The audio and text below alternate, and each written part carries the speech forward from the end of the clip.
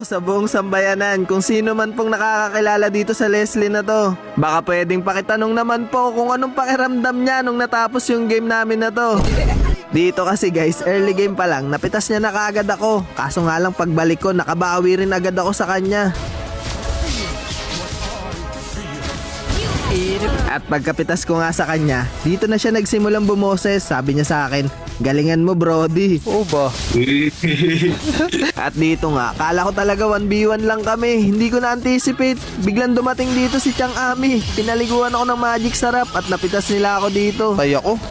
At pagtapos nga nun, tuluyan ng inalagaan si Leslie dito ng mga kakampi niya. Grabe, 4 na sila dito sa gold lane. Tumalo na nga yung Kaja at Harley dito. At akala ko makakatakas na ako. Kaso nga lang na-ultihan pa rin ako dito ni Leslie. At sa mga oras nga na to, dito na rin talaga nagsimulang yumabang si Leslie. Sobrang tumaba rin kasi talaga siya dito sa game na to eh. Kaya lumaki talaga ng sobra yung ulo niya. Pinagtatrash talk niya na kami dito. Eto pa nga yung sabi nyo, lakasan nyo naman, hihina nyo.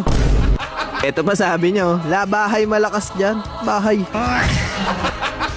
Putik pati bahay, tinrash talk. Ito yata yung gusto nyo sabihin, labang malakas dyan. Tas may pahabol pa yan. Ito sabi nyo, gusto ko magaling eh. Kahit nga yung explainer naming Dirot, di rin nakatakas sa kanya. Ito yung sabi nyo, Dirot, buhay mo na lahat, makunat mo.